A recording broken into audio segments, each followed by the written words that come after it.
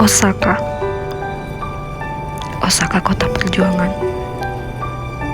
Iya, bagiku kota ini kota perjuangan. Tempat aku berjuang melawan takut. Tempat aku berjuang melawan rindu. Tempat aku berjuang melawan sepi.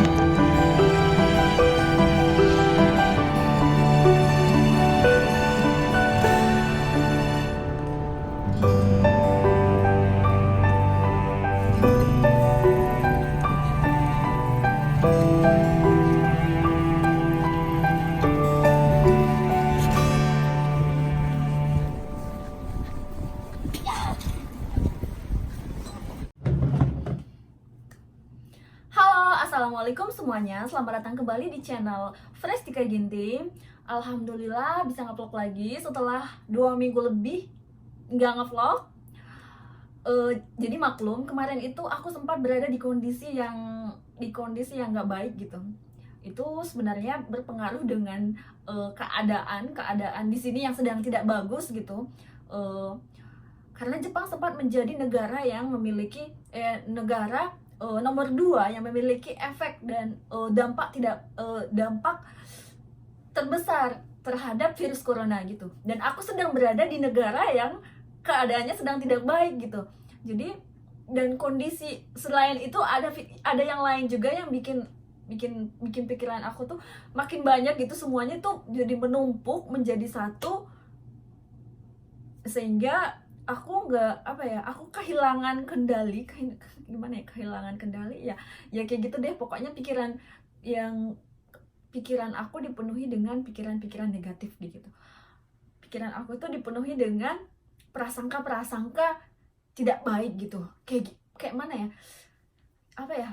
hal-hal yang belum terjadi aku takutkan akan terjadi gitu, padahal itu nggak perlu kita takutkan gitu. Karena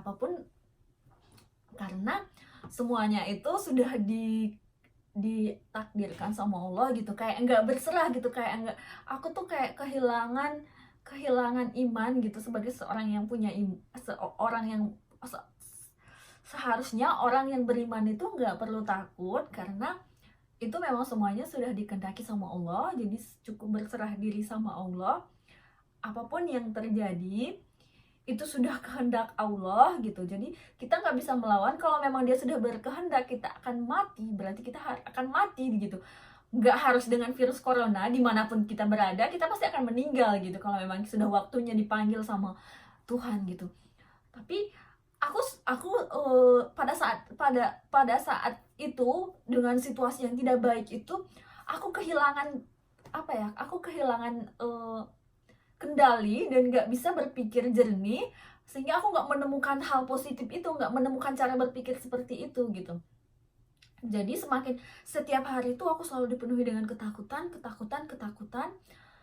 ya, makin menumpuk ketakutan dan terus ketakutan gitu. Dan aku selalu berdoa juga, bahkan ketika berdoa pun aku nggak merasakan apa-apa gitu. Aku nggak merasakan ketenangan. Yang ada selalu ketakutan, karena kayaknya di saat aku berdoa itu juga, itu kayak aku sedang nggak berdoa. Aku berdoa itu cuman kayak mengikuti itu kewajiban gitu. Jadi aku harus berdoa gitu, jadi nggak benar-benar melaksanakannya dengan sepenuh hati gitu. Masih tetap fokus ke ketakutan aku, nggak berserah sama Allah gitu. Dan ya setiap hari ketakutan itu terus bertambah, dan nggak ada pikiran positif yang datang gitu. Padahal iya aku selalu meminta, tapi kayak nggak beda banget rasanya kalau kita berdoa itu memang sepenuh hati, itu rasanya tenang gitu. Tapi pada saat itu aku sama sekali tidak mendapatkannya gitu. Dan aku sering dan ya aku tetap berusaha menemukan pikiran positif aku lagi, tetap berusaha menemukan ridho Allah gitu. Dan setelah ini, sejauh ini alhamdulillah akhirnya aku menemukannya kembali, dan ya aku bisa berpikir lebih positif lagi, bisa berpikir lebih jernih lagi. Padahal kemarin itu aku sempat udah aku pengen pulang aja gitu. Tapi pulang juga itu kayak galau lah antara mau melanjutkan atau pulang gitu. Karena kalau pulang masih ada planning yang pengen aku selesain gitu. Masih ada planning yang harus aku selesain di sini gitu.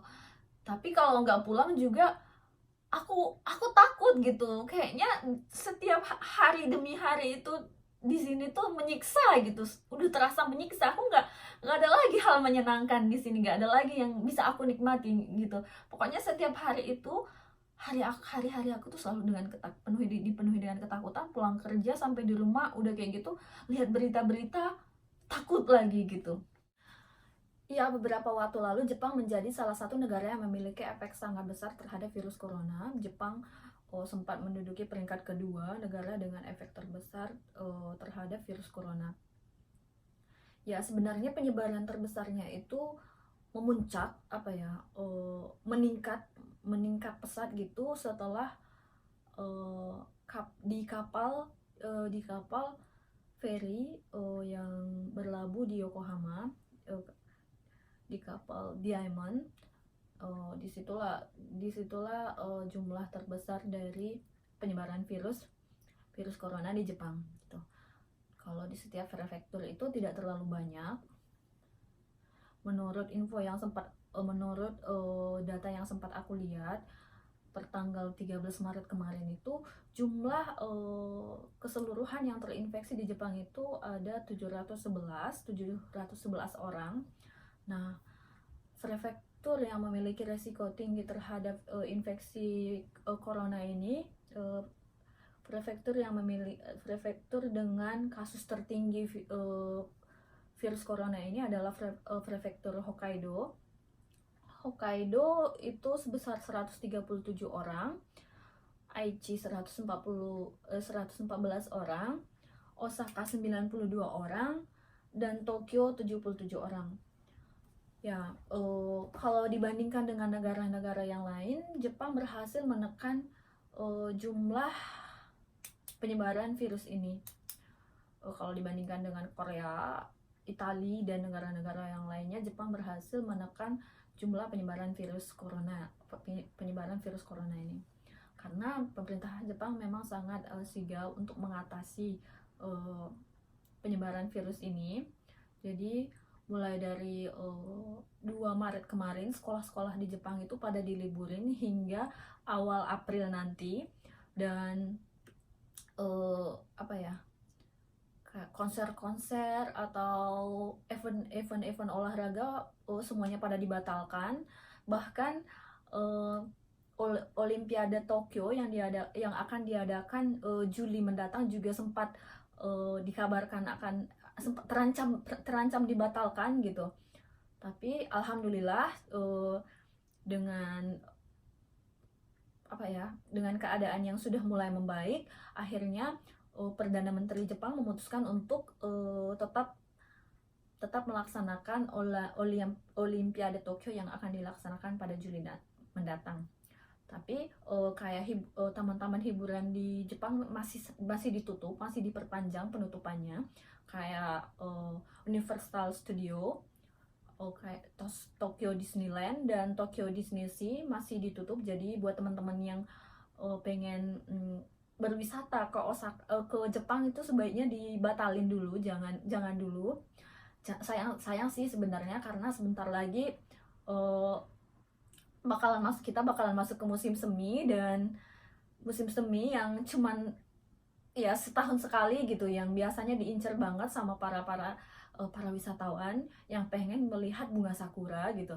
Tapi dengan keadaan ini sepertinya untuk teman-teman yang pengen berwisata ke Jepang sebaiknya dibatalin dulu, sebaiknya ditunda dulu, mungkin ditunggu sampai keadaannya membaik gitu lah. Jadi mudah-mudahan keadaannya segera membaik. Kita berharap ya kayak gitu. Nah, dan sekarang ternyata di Indonesia sendiri juga udah tersebar virus corona. bayangin kalau seandainya tadi aku memilih untuk pulang ke Indonesia gitu. Jadi sebenarnya ya benar, kita tidak bisa menghindar gitu, kita tidak bisa menghindar dari masalah gitu, kita nggak boleh lari gitu kan. Jadi ya kita hadapi aja ya. Kalau memang ya jadi benar, jadi kalau Allah memang sudah berkehendak ya jadilah, maka jadilah gitu. Kita nggak bisa kabur, kita nggak bisa menghindar gitu.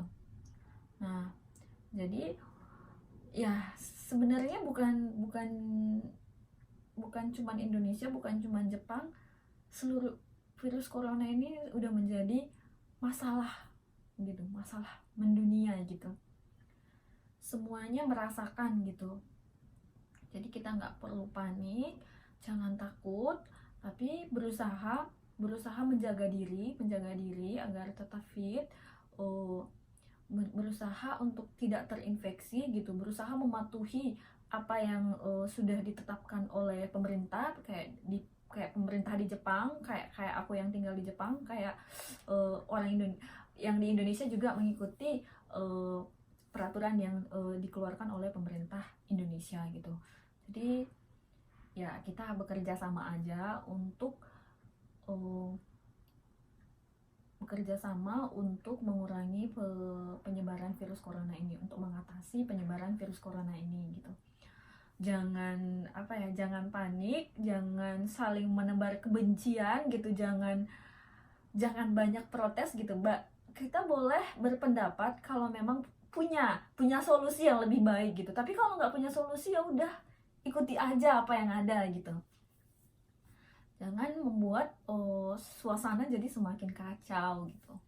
Jadi ya mudah-mudahan semuanya segera membaik, dan ya mudah-mudahan ya virus corona ini bisa teratasi di seluruh dunia, bukan cuma di Jepang, bukan cuma di Indonesia, pokoknya bisa teratasi lah semuanya.